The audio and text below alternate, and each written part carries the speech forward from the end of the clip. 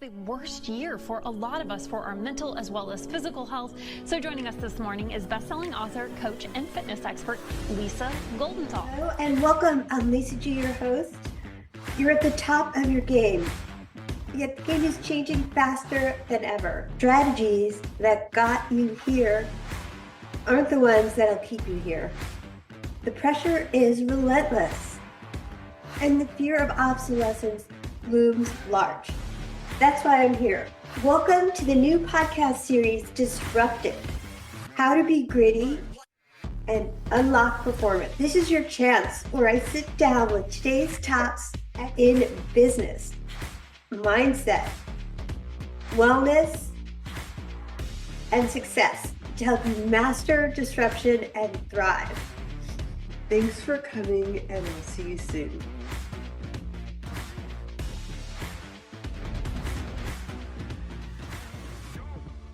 Why he ghosted you. The brutal truth you need to hear. She's an award-winning coach, best-selling author, and creator of Engaged at Any Age. With over a decade of experience, she helps women over 40 build confidence, embrace their feminine energy, and attract meaningful, lasting relationships.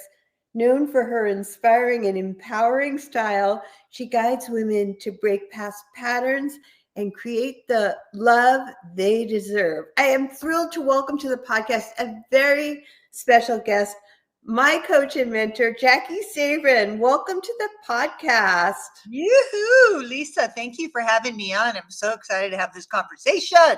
I am so excited to have you here. I want to get right into the hot, dirty topic here of ghosting. So let's jump into it. I want to know about the good stuff. How do we know if our behavior is driving people away? So that's a great question. And so it's not always about our behavior, but I think it's really worth taking a look at what we're doing and, maybe try to take a little bit of responsibility on maybe we might have been pushing men away. Some of the things that women can do is over contacting, being too eager, being too excited, and it's normal. You get so excited and you forget to pace things and to match the temperament of how the communication's going on. And so it can happen without even realizing it, without even meaning to push men away. We can do this, and a lot of times you get ghosted. And so it's just being careful not to just match their energy level, and don't over text, don't over contact, wait for them to pursue you, because that makes it not only more interesting, but it also shows you how what their level of interest is. When we show too much interest, we don't really know how interested they are because we're doing all the pursuing. So there's a lot of benefit just sitting back, staying in the receiving mode, and see how they're going to show up. Oh my God, I've seen that in a movie one time. I can't remember what movie. They were in a diner and this guy kept on texting this girl, or this is back in the day where it was like actual like phone call, and then leaving these messages and finally like breaking up with her on like the 9th message. And it's just an over exaggeration of the point where I love your point of how you should match their energy and not be too eager, because like nobody loves that smell of desperation, do they? And especially men, because I think what happens is how we present ourselves and how men perceive us is really two different things. There's a duality. You think you're doing great. You're being really reciprocal. You're excited, but he's seeing you you're way too into him, and he hasn't even decided if he's into you. And so we really have to consider how are men viewing us versus, and really being able to look in the mirror and evaluate our own, how we're showing up, not only online, but in all areas of our life. Like, are we chasing after friends that are not really, reciprocating the type of friendship that we are looking for? It can show up in business as well. You've probably seen that. Yeah, it's like you definitely don't want to seem too eager in business. We've all been there. We've all been ghosted. It's no fun. And you're always trying to overthink about it. And oftentimes, you're not taking this extreme ownership and you're like blaming them. They did this, they did that. So have you ever been ghosted, and how did that make you feel? Oh yeah, I've been ghosted in it, and I feel like ghosting is a common reason why women will get in touch with me to help me help them figure out why they're not connecting with men. And so I have been ghosted, and it like can happen to anybody. It doesn't matter how pretty you are, how successful you are, how nice you are. Because when I got ghosted, I was evaluating my own behavior, and I was definitely more into him. But more importantly, when I really look back, I didn't listen to him. He was saying things and sharing and giving me clues where he was in terms of his wanting to pursue a love relationship. And I discarded it because I really liked him. And I thought, yeah, I'll win him over. I'll show him that I'm great. He's going to like me eventually more, than he does now. The man had just broken up with a woman. And so I was not allowing for that and recognizing this could be a rebound. So I ended up getting ghosted, and it was very painful and it's embarrassing. And you're like, what did I do wrong? But a lot of times women do, think that they did something wrong. And that is also really not functional. I might have done a little bit too much over contacting, but he didn't have to ghost me. Right. Right. It's not grown up behavior when you think about it, no, and dating isn't grown up behavior oftentimes. And I've been there and I've been there where you're trying to your ego has been hurt. So you're trying to think, what did I do wrong? Where you don't really know all the information going in. Like you said, maybe you just broke up with someone, maybe, right. It's like a timing thing. Timing is so important. So I think it's so good that you help people look at our own behavior so that we're not sitting here in a victim state like, oh, he did this and he did that, because that's never going to get you where you want to be from where you are now. That's so right. So the ghosting, then, do you think it just says more about the person who did it or the person it happens to? Oh, I definitely think it's the person who did it. Although, like I said, we can take responsibility for some of our behavior. And before we move on to answering that question, I just want to point out that women notoriously get stuck on this. They will be ghosted 6 months ago, and they will still be so upset, so hurt, so wounded, and then they're continuing to date. Now they've got this defensive posturing. They're suspicious. They have, they might even become more desperate. So it's so important to recognize that when somebody ghosts you, they've done you a favor. They're, for whatever reason, and to answer your question about if it's their fault, they're too immature. They don't have good communication skills, and they avoid confrontation. That's not the kind of partner that you're looking for. So instead of taking this and taking it hard and wearing, your wound on your sleeve when you go on other dates, recognize that they did you a favor. They opted out before you realize that you weren't a match. And so move on and see if there's something you can do, with your time, focusing on yourself, just getting back into your own life, removing your attention. Whatever you move your attention from, it disintegrates, but whatever you focus on at the same token will expand. So the more you focus on that ghosting, the bigger it gets, the more you get ghosted because you continue to repeat those patterns.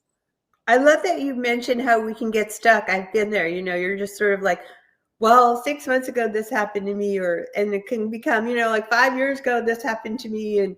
And then you never really let things go. And this is part of the work that you do, help people process what happened so you can move on and Right. just get on with it. Like, you can't possibly be everyone's cup of tea and vice versa in life. Isn't it a matter of realizing what works, what doesn't work, and moving on rather than getting stuck? I think what happens mostly with women is they get so excited that they met somebody that has potential. And so they put the blinders on and they start overly focusing on that one person who knows, he's probably had a string of meetings and he hasn't even spent a lot of time thinking about you. Who knows? The point is that we make these attachments. And when we form attachments to other people, it's really painful because we're leaking energy to them. It's like taking this cord that's coming out of our heart and unplugging it and trying to plug it into some guy to get, that validation, that attention, all the things that you want. But once you take that out of your own heart and try to plug it in, you actually leave yourself, leaking energy to these people. And you just have to have better boundaries, better communication, and watch for the inconsistencies online. If they're not calling you back right away, if they're not setting regular dates, if they're not matching your level of the engagement, then there's something off. Something you have to continue to be a better observer during that initial process.